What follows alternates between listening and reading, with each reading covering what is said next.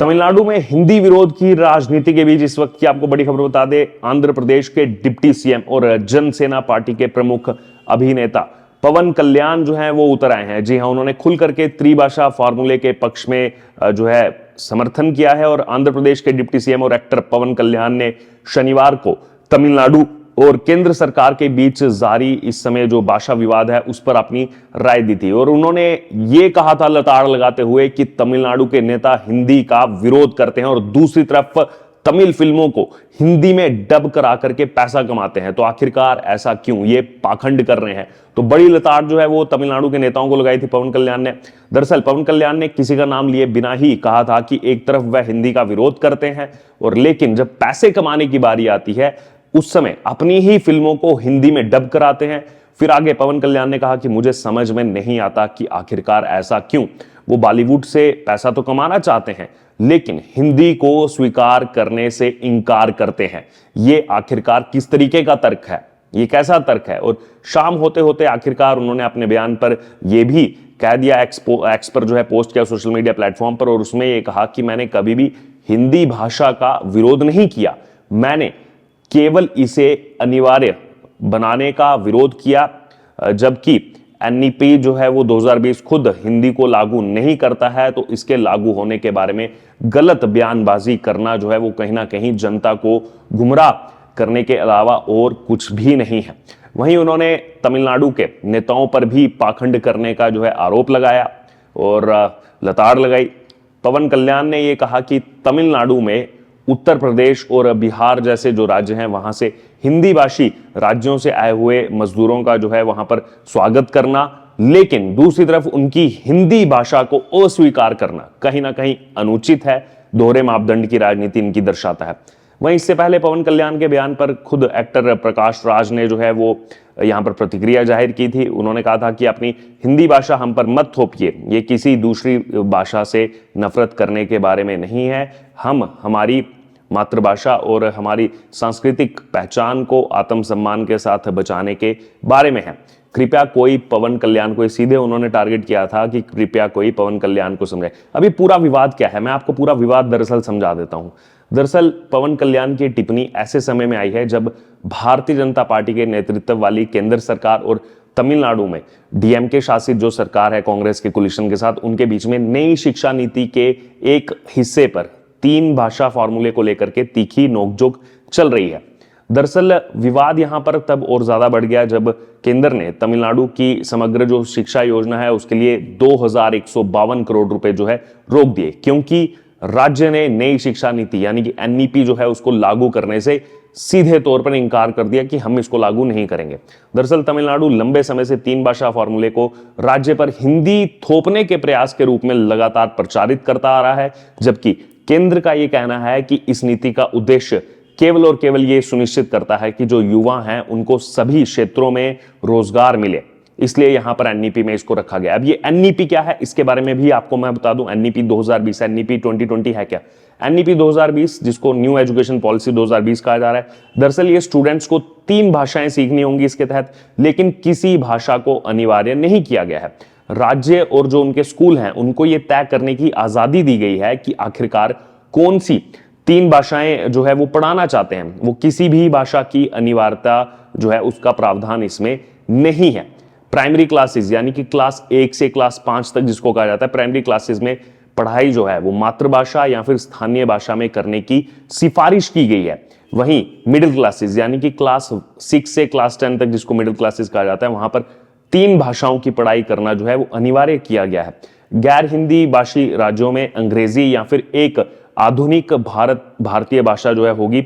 वहीं secondary section यानी कि 11वीं और 12वीं कक्षा में स्कूल चाहे तो विदेशी भाषा का भी विकल्प के तौर पर जो है वो यहां पर दे सकेंगे।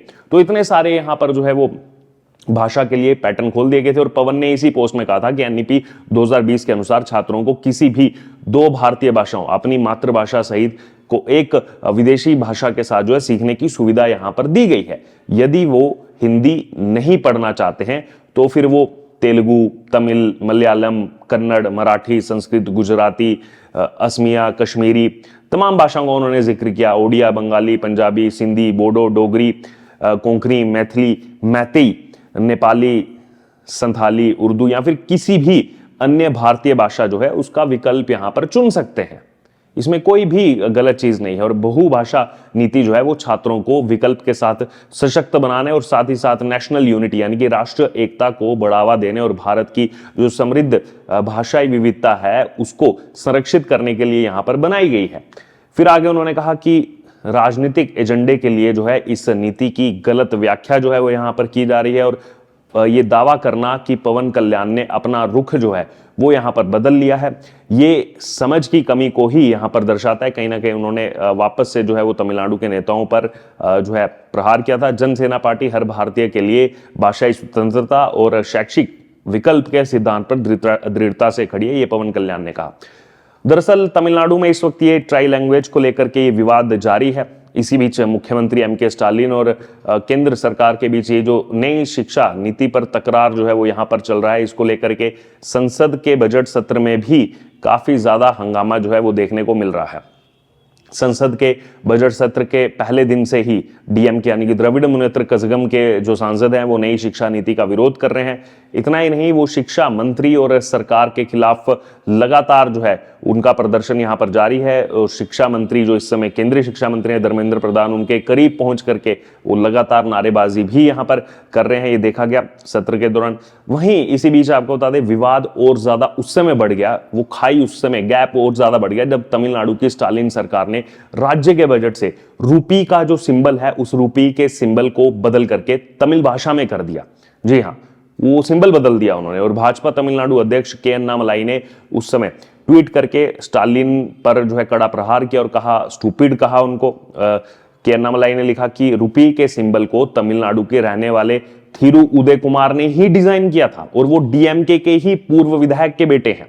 जी हां, तमिल द्वारा डिजाइन किए गए रुपए के प्रतीक को पूरे भारत ने अपनाया, लेकिन आज के समय में मौजूदा डीएमके सरकार जो है उसने राज्य बजट में इसे हटा करके मूर्खता का बहुत बड़ा परिचय दिया है।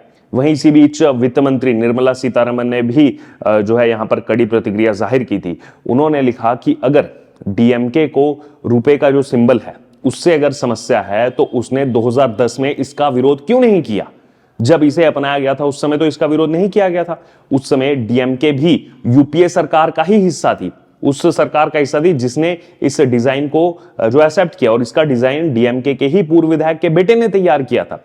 तो डीएमके ना केवल राष्ट्रीय प्रतीक को खारिज कर रही है बल्कि तमिल युवा के जो रचनात्मक योगदान है उसका भी कहीं ना कहीं अपमान कर रही है, निर्मला सीतारमण की तरफ से उस समय कहा गया था। बहरहाल तो यहां पर हमने आपको बताया पूरा विवाद जो चल रहा है तमिलनाडु के अंदर लगातार एनईपी को लेकर के, और अब कहीं ना कहीं खाई और ज्यादा बढ़ती जा रही है। वो रुपए के सिंबल को हटा करके दूसरा अपना सिंबल है, जबकि वो रुपए का सिंबल खुद डीएमके के ही विधायक के बेटे ने डिजाइन किया था, जिसको पूरे भारत के अंदर इसी यूपीए सरकार ने जिसमें डीएमके शामिल थी उसने एक्सेप्ट किया था।